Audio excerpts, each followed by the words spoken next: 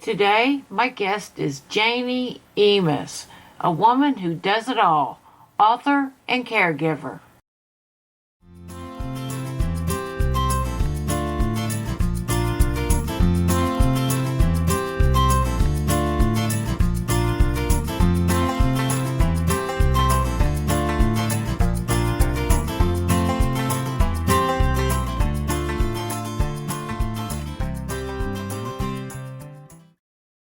This is Debbie Walker with Stop, and my guest today is Janie Emaus, author extraordinaire of 2 award-winning children's books, 2 novels, an ARP contributor, and a member of the Caregiving Nation.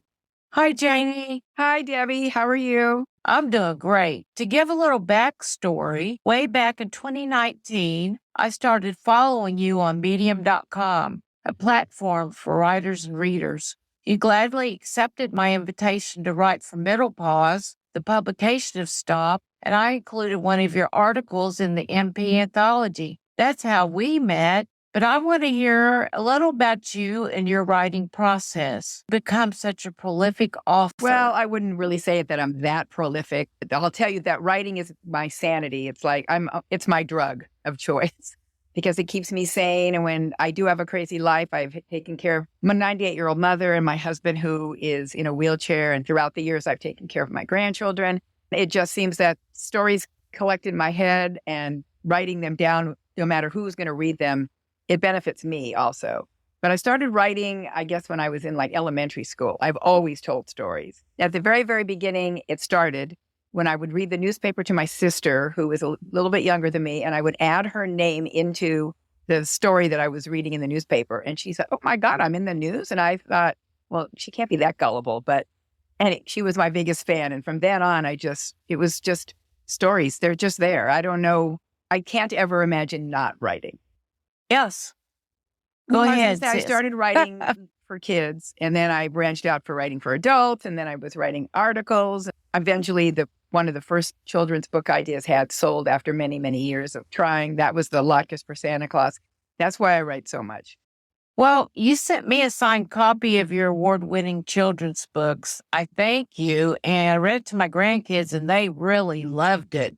What made you decide to write it? The first book was Latkes for Santa Claus, and it was actually based on my family. I'm Jewish, my husband is not. And when we got together, after we had, he had 2 kids, and then we had a daughter together, we started celebrating both of the holidays. And it was a little bit confusing because we'd have a Christmas tree and Santa, and then we'd light the menorah. And I started wondering, I wanted to find a book that I could read to the kids. So like any good mother, that's what I did. I went to the bookstore. I couldn't find anything fun. So like any good writer, I decided I'd write my own. And that was 20 years ago. It took literally about 20 years for that book to sell. Now, I didn't just, I wasn't constantly sending it out, but I rewrote it and I put it away and then I bring it back. And I don't know if it was the timing or the diversity in the world, but in 2019, it sold very quickly in 6 days to the editor that bought it from me at Sky Pony Press. So that's why I wrote it too. Show families, blended families celebrating more than one holiday. And it's done really well. That book it comes out every Christmas and Hanukkah. Well, I read the one that you did with the Easter Bunny. Oh, what was it? The Easter Bunny and... Yeah, that's Passover and Easter. And that one just naturally followed. The success of the first book made me realize how many families there are out there that do celebrate more than one holiday. And I would go to book signings at Hanukkah and Christmas, and the response was overwhelming. So I thought, well, I pitched the idea to my editor for a second book, which celebrates Passover and Easter, which is coming up together really soon in April. And she loved the idea and we worked together. And then the second book and the same illustrator, same characters that celebrated Hanukkah and Christmas. And that's what I'm trying to, I'm busy selling that book now. Well, that book I really loved, and I talked about it to my grandkids and explained to them that Passover was celebrating when the children of Israel left Egypt. And we were reading at Sunday school the exact same story about passing over, the death angel passing over. So it was really fun how they were able to connect the two. And so I thought that was really interesting. That's great. That's what I'm trying to do is have kids who celebrate both holidays, have books that depict them. And then also just have anybody who wants to pick up a picture book about the holidays, learn a little bit about. Well, that's great. I tell you, I really enjoyed it. You and I are both part of the largest army on the planet, caregivers. I'm raising grandkids, and you're a caregiver to your husband and your mother. Many people in our generation are giving care to others, and you best believe they'd be interested in your story. You want to talk about your role as a Well, sure, caregiver? it's challenging and but it's rewarding at the same time. My husband was in Vietnam, and due to Agent Orange, he had a brain tumor. And so as the years have progressed, he's in a wheelchair. I mean, but totally mentally there. My mother on the other end of the spectrum is 98, and her dementia's getting worse. She knows who everybody is, but it's very hard because there's a lot of things she can't do for herself, like most everything. She needs to have help showering, going to the bathroom. So we do have help.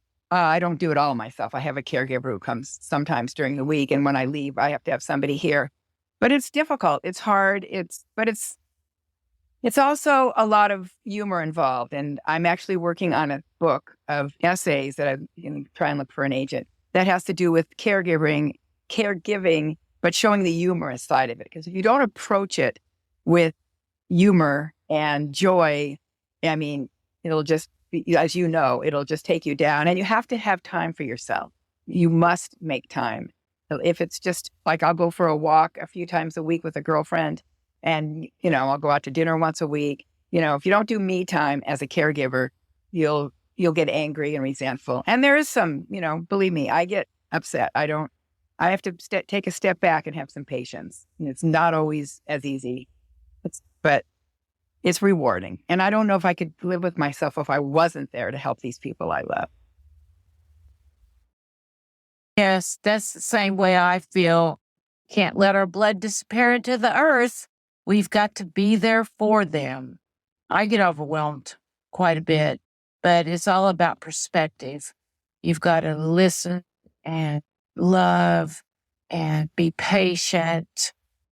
Sometimes I take respite time. I just step back, like you said, and my daughter or somebody will take the grandkids, and I will have 12 hours. Wow. I don't know what to do with myself if I didn't have kids. I've had them my whole life, from brothers and sisters to raising my own to raising grandkids. I said, I'll probably be dead, or all these grandkids leave. They're sticking around for a while. Well, they're lucky to have you. Well, I tell you, your mother and husband are lucky to have you. Because when I see you, picture when I first started following you is just your face and your hair. And I said, wow, that looks like a great lady to follow. I just love her picture. Your spirit just shone through. Your writing. The writing is also, it's a good outlet for me with the caregiving aspect. And I write a lot. That's what I do for art. I write for the Veterans Report, and I write for the Ethel, which is of women of, older women. And then a new magazine is coming out through them for Experience Counts. And I'm writing for them. And the stories I write about my mom are all true, but they're funny. I mean, she's 98. She misses my father, who's been dead for 11 years. So she'll talk about, oh my God, I can't know if I can go on. And in the next breath, she goes, well, where can I meet a new man? And I go, okay, well, it's true. She flips from, there's a lot of stuff that we talk about, and I'm trying to keep her to remember who somebody is. And then I write about it. I'm sure you do too, because I write about what I know. And I'm hoping that by writing about my caregiving experiences will help other people who are in the same situation. Like with somebody with dementia, you cannot yell at them. They don't have, even though you want to lash out, I want to shake her and go, oh my God, come back, Mom. I just told you this 150 times. People that are coming into this for the first time might be able to get some perspective on it from some of the things I write. I'm hoping that's the goal, and to entertain. Yeah, historically, families took care of one another. They took care of their parents. Their parents usually lived with them. It's just this past generation or two that we have been separated. The families, we put them in a nursing home sometimes. Well, actually, I had to when I couldn't take care of my mom any longer. But it was really funny. She would go also searching for my dad through the halls of the nursing home or rolling through the halls. And then the next day, she's trying to get the boyfriend, the guy across the hall, to be her boyfriend. Yeah, that's exactly it. Well, you need to submit one of those stories to Menopause. Okay. We'd Well, love it. I actually have them on Medium, a lot of them, but I'll write a new one for you. I will. I'll write a new one because there's so many stories to tell. My grandmother was in a nursing home, and my mother never wanted to come live with us because my grandfather lived with us when I was growing up for 11 years. But my mother was so young at the time. She was 30. Totally different situation than her coming to live with us when I'm already, my kids are grown and out of the house. I just did not like it when I went there to visit my grandmother. Now, this is a long time ago, and I know the places are much nicer now because I visited some of my mom's friends in places where they've lived, and they're nice compared to what my grandmother lived in. But at this point with my mom now, I'll probably just keep getting more caregivers in, the harder it becomes for me to take care of her. I don't know if I could put her anywhere at this point. Maybe. I don't know. We'll see how things go. She's 98. Can you tell me one of the stories about your mom? Other The than funny ones? Well, we videotape her a lot. She drinks a bourbon every night. That's one of her things. That keeps her young, she says, bourbon. I took her she doesn't always know what's going on. And so we had a 4-hour appointment a while back, the geriatrics department. I just wanted to see if I was doing everything right. I knew there was nothing they could do to bring her memory back. But I thought if I met with some doctors and nurses, and they might tell me what I'm doing, because she gets up in the middle of the night and I needed to figure all that out. After 4 hours, I was exhausted. We come home and she keeps wanting to talk. And now I'm ready. I said, Mom, we've got to have some quiet. She goes, well, she just looked at me and she goes, well, what did you do all day? I go, Mom, she has no memory that we were even there for 4 hours. Doesn't sound that funny, actually, when I tell you, but if I write it down, it would be fun. It gets me that she just doesn't know. My granddaughter will come and my grandson and my granddaughters, and they'll sing and dance for her. And then she looks at them like they're crazy, like, who are you people? But I think she does know who they are. Well, that's great. So, do you have any tips on caregiving? Well, my biggest tip would be take care of yourself, number one. We talked about that. Well, if they have dementia, there are certain words and things you're not supposed to say. I've learned all of that. You can't argue. It makes them anxious if you tell somebody, you just told me that, Mom, 100 times which I do sometimes. It's hard not to. Like after the 10th time or 20th or 30th time of her asking me, like, how many years ago did Daddy die? I write things down. I don't know if you've done that with your mother, if she had dementia, but I do have a list of things that I write down of her questions that she asks me all the time. Like she always wants to know where her car is. It's kind of funny. She hasn't driven a car in 8 years, and God forbid she gets on the road and drives a car, which she thinks she can do because she can't really hear that well. She can see pretty good. But, if a siren was coming, she thinks she can drive, which I wouldn't get in the car with her if she was driving. But every day it's the same thing. Where's my car? Are you taking good care of my car? And then I will say to her, Mom, yes, your car is good. Then she knows she doesn't have a car anymore. Okay, the magazine, I write for the ARP magazine, and one of the venues or the sleeves, you might call it, is the Veterans Report. The other one is called the Ethel. Then there's the Girlfriend, which is a much younger group of women. And then there's a new one coming out called Experience Counts. Those are the 4, I guess, sleeves of the ARP magazine. Oh, yes, Ethel, I read some of your stuff in there. And it was really good. I wrote a story about my mom and the Queen that she published. And then I wrote one about how I listened in on my husband and the caregiver giving him his showers, which was kind of odd at first, but then it freed me up. And I don't have the ability to actually, they know more how to maneuver him around. He's heavy and I don't want him to fall. So some practical advice is, because my mom is incontinent, I've got a pad on the bed that is washable. And then on top of that, I've got a pad that's a throwaway. And then, of course, she wears the diaper. So this is just total practical device for anybody. I always throw out, obviously, the throwaway one. And the one underneath it sometimes isn't even wet. But if it is, then you wash the washable one and you're not washing the sheets all the time. That's a practical thing. And music at night helps. There's certain kind of music that's really good for dementia. And it seems calming when she goes to sleep. And I make lists of things, of the questions that I have to repeat over and over again. That's for my sanity. Because after the 15th time or the 20th time I've answered a question about where the car is, I start getting mixed up and frustrated and angry. You don't want to be angry. But you can't help it. So if you do get angry, it's not something to berate yourself over. I mean, it's a fact of life. Taking care of somebody is hard. And then my husband, on the other end, gets angry with me out of frustration. So then you can't take the anger that somebody puts on you personally, because they really aren't angry with you. They're frustrated with their own situation. Oh, yes, I understand completely. I have a grandson who was in a car wreck. He's 25 and he's paralyzed from the chest down. He's so frustrated and withdrawn, but then he lashes out because, he's got to live the life being in a wheelchair, just with have movement of his arms. And that is so frustrating. And I have to remember and tell my daughter, you have to remember their situation. You can't get upset or angry with them. I know. Does he live with you? Is that a grand? No, he lives with my daughter.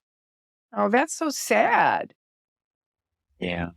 Yeah, my husband he can't really walk. And the paramedics, Station 72, those are our best friends now. They come into the house at least. Sometimes they've been in here twice in one day, but we try to have not that happen. But he'll slip off the bed and he's way too heavy for me to pick up. We call the paramedics and they come. They have my books. I've signed them. They have them down there at the station house because they're such nice guys. And they come in and they're really nice. They pick him up and they just put him back on the bed. And they told us, please don't worry about calling us. Although sometimes it is frustrating. I mean, I'm glad it's not 100% an emergency like he's dying, because they put me on hold. I don't know. This is probably, maybe you might cut this out, but I don't know what it's like where you guys live in Oklahoma. But you can call 911 here and they actually put you on hold. And it's, if it wasn't for my husband just lying on the floor and needing to be picked up, I think I'd be having a heart attack, because that's horrible. It's frustrating waiting for them to pick up. Well, it didn't used to be like that, but it's getting like that now, because I've had to call one of my granddaughters who has asthma. And I could believe it when they put me on hold. I'm like, oh my gosh, she's laying on the floor unconscious and you put me on hold. So it's beginning to be like that here. And I asked you, okay, how old are your grandchildren that you take care of? I've got 13 grandchildren and one great grandbaby. And the ones that live with me are 13, 10, and 7. That's a challenge. They're young. Yes. And they're all going, I got puberty, pre-puberty, and just a boy being a boy, and he's all over the place. So it keeps me young. Definitely keeps me young. Yeah, well, I admire you for doing that, because I know I touched a little bit on what I told you. I had my grandchildren for a while, and it's not easy raising grandchildren when you're already, older. I mean, you're just not I don't have as much energy as I used to. Right. Yeah, I don't either. But my kids tell me, boy, they sure get away with a lot. I never got away with that. And I said, well, I'm older. I don't have the energy to get up and do this or that right after them. I said, yelling, no, I'm not doing that anymore. So, yeah, it's a challenge. No, I was going to say, when I had my grandchildren here, it was fun, though. There was also some good times. I was glad I was there. Yeah, you're making memories. That's the most precious thing, is you're making memories, and that will be your legacy, that they carry that forward with their life and the lessons that you've taught them. I hope so. I mean, I think they'll, their mother was gone for a while out of their lives and she's back and things are getting better again. So, it was good. Yeah. But I know they'll never forget the times what I did with them, for them. That's right. Now, you said that you had people that come in and help you. Tell me a little bit about that. Well, we're really fortunate in one way. My husband, because he's a veteran, A woman comes Monday, Wednesdays, and Fridays for 4 hours through the VA. They pay for it. And she's a great lady. And since she was here in the house and I got to know her, she'll stay later or help with my mother. So that's how we found her. And then, of course, I pay her extra on top of, when she's not being paid for the veteran. And so I'll call her if I need her to come for 4 hours because I'm going out with the girls, or if I have to go to work one day a week or wherever I have to leave the house for something. So I found most of the caregivers for my mom is through the VA because they would come to take care of my husband first. And then they don't usually work full-time jobs. They may care for somebody else, but they've been coming to help us. Now, there are a lot of agencies I've gone through, but the agency laws in California have changed a lot, and they're really way more expensive and more involved. So I've been lucky. I've been very fortunate that the people that the VA sends for my husband then become caregivers that I hire after hours to work directly for us. But there's places all over. That place that they advertise as a place for mom? I'm sure you've seen them on.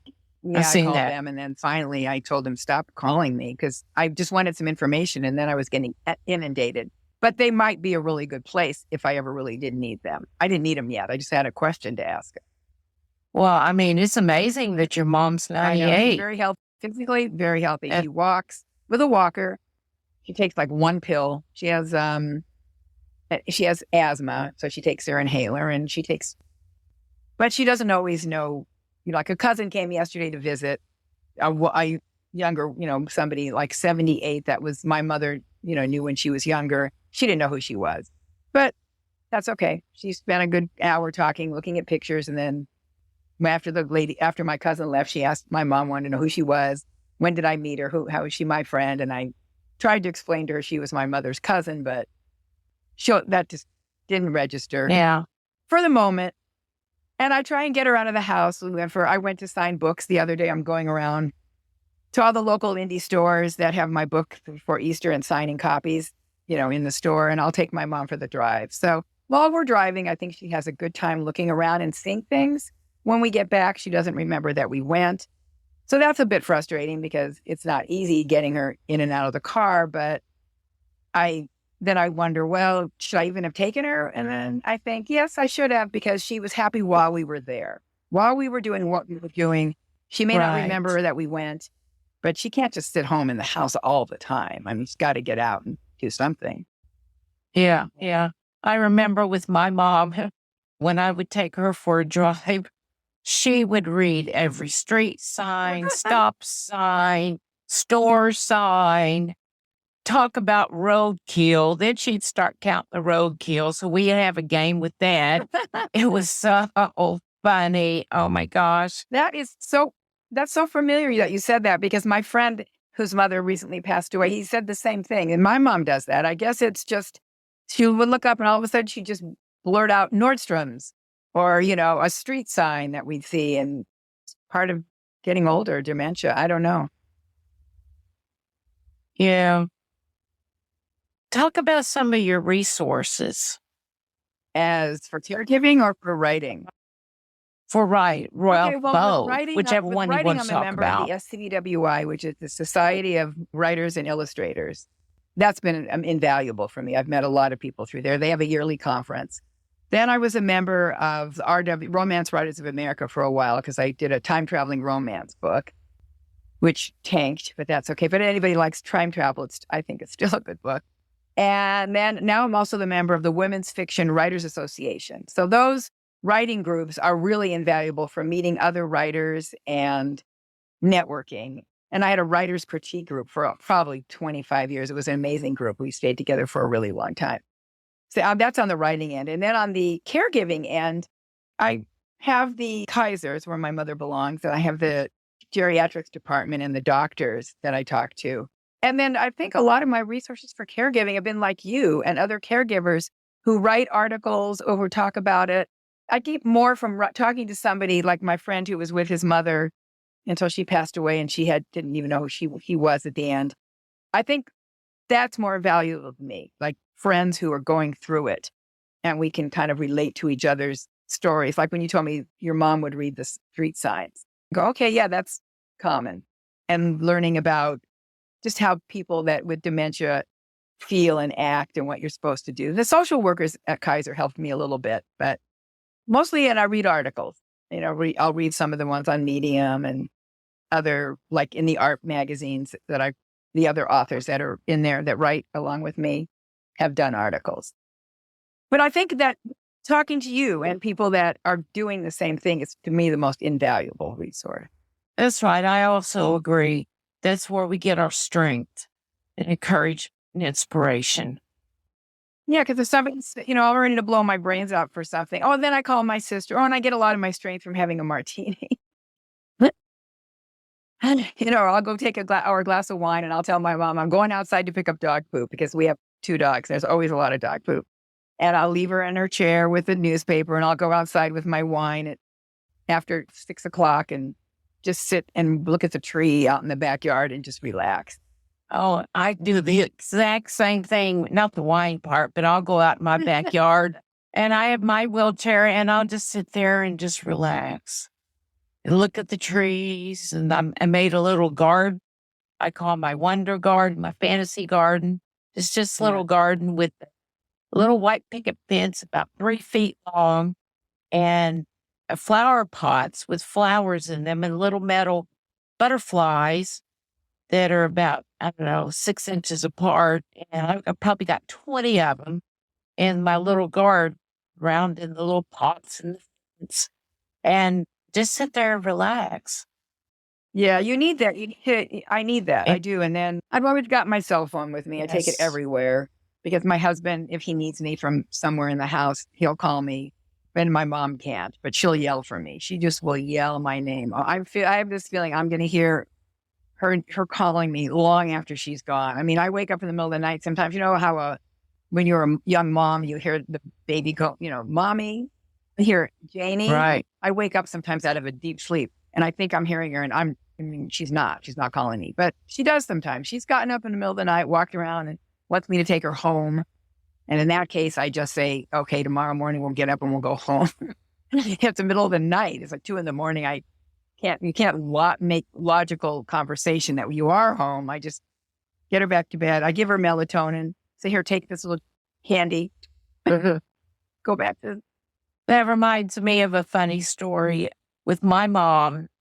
I wrote about this too, how she thought she was dressed and my husband, when his friends were over watching the football game. And so she just walks straight out of her room, down the hall, stops and waves at him, and she's got her brown panties on. The day she forgot she didn't have any clothes on. Oh my gosh, you should have seen him. Everybody froze with their mouth dropped open, just staring at her. Oh my gosh, my husband yelled, "Debbie, get your mom." And I come there and I did break out laughing. It was so funny. It is. My mom doesn't always know. She'll be lying in bed, not even know she's lying there or that she's in her pajamas. So I could see her getting up and walking into the room without any clothes. That's funny. Oh my gosh, the joys of caregiving. Yeah, but those are the kinds of things that, instead of getting upset and yelling or feeling frustrated, you got to laugh because it is funny. Yeah. Yeah. Well, Janie, tell us how people can reach you and buy your books. Well, the 2 books that are out now are Locked is for Santa Claus, and which is in the stores. I mean, will be in the stores at Christmas, and Easter eggs and matzo balls. And they're both available on Amazon, of course, but you can also get them at Barnes & Noble online and in a lot of the Barnes & Noble stores. I don't know which ones because I know the ones in California where I live, but back east and all around the country. But you can find me on my website. Should I tell my website? At JanieEmaus.com. And I write for Medium. Most everything is on my website. There's links to everything on that website. So that's probably the best way to reach me. And then, of course, the books, buy them on Amazon or from your indie favorite store, bookshop, and those other online resources. Okay, Janie. I love good reviews on Amazon. And I just love talking to people. I love talking to you. Oh, thank you so much. I really enjoyed this. Thank you so much, Janie. And we'll be seeing you maybe another time. I hope so. Thank you so much for having me. Stay tuned for the next episode of Stop, Stronger Together on Menopause. Please like us on Facebook, Twitter, Pinterest, and Instagram. Send us a comment, and remember, we are the women in the middle who encourage, inspire, and empower one another. Bye. Thanks for listening to Stop with Debbie Walker, a podcast to encourage, inspire, and empower the woman in the middle. Listen to us on wherever you live in the digital world. And remember, send us a note, like us, and smile. Bye.